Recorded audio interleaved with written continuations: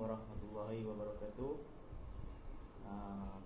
Ini saya nak bentangkan tentang sistem kabinet dalam topik pengajian Malaysia CUA 60012. Apa yang saya nak bentang hari ini tentang doktrin pengasingan kuasa yang di-Pertuan Agong, Badan Eksekutif, Badan Perundangan dan Badan Kehakiman. Okey, sebelum tu saya kenalkan diri saya dulu. Nama saya Muhammad Amir Ashraf bin Zul Fazri, daripada program CJ Teknologi Penjuruteraan Elektrik Kuasa SEP semester 6, semester akhir ya tahun ni. Saya sesi Julai Disember 2020 dan pengajar saya Puan Amy Natisha binti Syahidan. Okay, bismillahirrahmanirrahim. Saya masuk tentang pengenalan sistem kabinet. Malaysia ni dia mengamalkan sistem demokrasi berparlimen dan raja berperlembagaan bermula sejak kemerdekaan Tanah Melayu 1957 lagi. Dan sejak dari itu dikanunkan dalam perlembagaan Malaysia terdiri daripada 3 badan pemerintah, iaitu Badan Eksekutif, iaitu Pentadbiran, Badan Perundangan dan Badan Kehakiman. Tujuan dia nak mengelakkan wujud sebarang pemufakatan, komplot, dan mengelakkan berlakunya pemusatan kuasa antara 3 badan pemerintahan tersebut. Okey, seterusnya doktrin pengasingan kuasa ni dia ada 3 bahagian lah. Macam saya cakap tadi, yang sistem pengenalan sistem kabinet tu, dia ada Badan Pentadbiran, Badan Perundangan dan Badan Kehakiman. Tiga-tiga buah badan ni dia mempunyai peranan dia sendiri ya. Tujuan pengasingan kuasa ni nak elak pertindihan bidang kuasa, iaitu pihak yang sama tidak terlibat dalam pengurusan lebih daripada satu kuasa,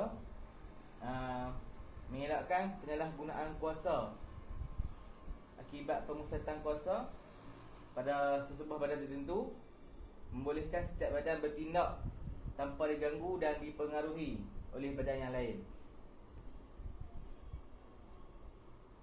Okey, seterusnya saya terus masuk yang di Pertuan Agong. Struktur pentadbiran kerajaan di Malaysia diketuai oleh Yang di-Pertuan Agong sebagai ketua negara dalam Perlembagaan Ketua Malaysia. Di bawah Yang di-Pertuan Agong ni ada 3 badan dah, iaitu Pentadbiran, Perundangan dan Kehakiman lah. Yang di-Pertuan Agong ini dilantik dalam kalangan 9 orang Raja Melayu yang dipilih oleh Majlis Raja-Raja. Yang di-Pertuan Agong mempunyai kuasa menghasati segala orang dalam persekutuan ni, dan dia tidak boleh didakwa di mana mahkamah kecuali mahkamah khas untuk dia. Yang di-Pertuan Agong memegang jawatan selama 5 tahun.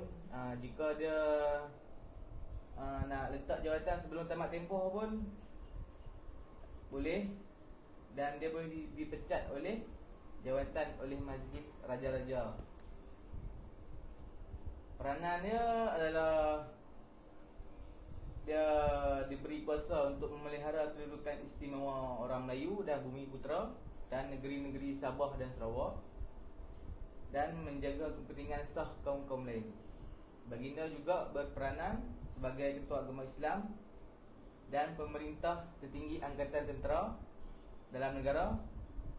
Di samping itu, Yang di-Pertuan Agong mempunyai peranan penting yang lain dalam kerajaan, iaitu melantik seorang Perdana Menteri, menangguhkan pembubaran parlimen, meminta raja-raja bagi tujuan membincangkan keistimewaan, kedudukan, kemuliaan dan kebesaran raja-raja dalam Malaysia.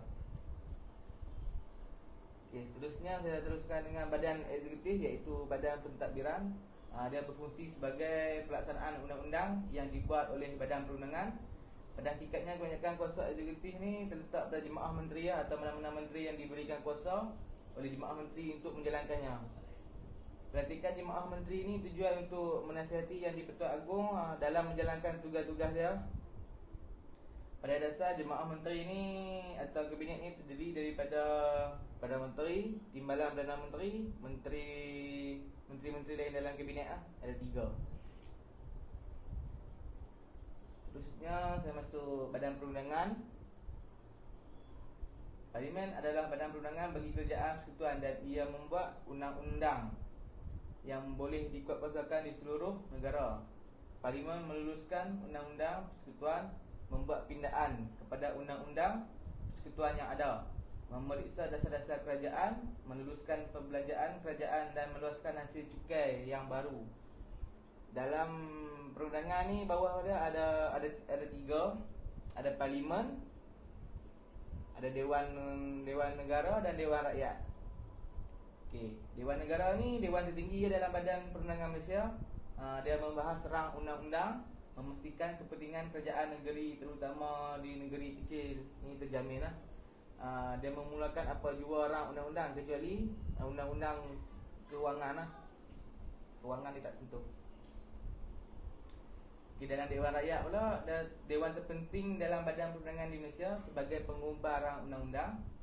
Terdapat 4 jenis undang-undang yang akan dibentangkan di Parlimen, iaitu rang undang-undang awam, rang undang-undang persendirian, rang undang-undang ahli persendirian, rang undang-undang hibrid. Ada 4 jenis. Okey, seterusnya saya masuk kepada Badan Kehakiman. Perlembagaan Persekutuan memperuntukkan bahawa kuasa membicarakan dan menyelesaikan pertikaian serta membicarakan dan menghukum bersalah terletak dalam kuasa Badan Kehakiman yang dilaksanakan oleh pihak mahkamah. Kuasa kehakiman di Malaysia terletak pada dua mahkamah tinggi dan beberapa mahkamah rendah.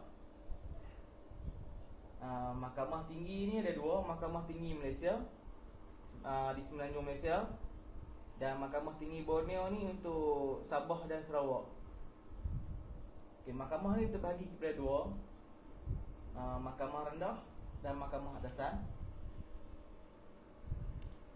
Fungsi Badan Kehakiman ni, dia mentafsir undang-undang, lepas tu dia mengadili pendakwaan jenayah, mengadili tindakan sivil, mendengar rayuan daripada mahkamah bawahan, pengurusan harta pusaka, mengeluarkan waran tangkap, dan terakhir sekali dia menguruskan dan mengadili hal berkaitan hal keluarga Islam. Sekian saja daripada saya. Itulah sedikit sebanyak daripada saya. Jika ada tersilap tu saya mohon maaf lah. Sekian, terima kasih ya.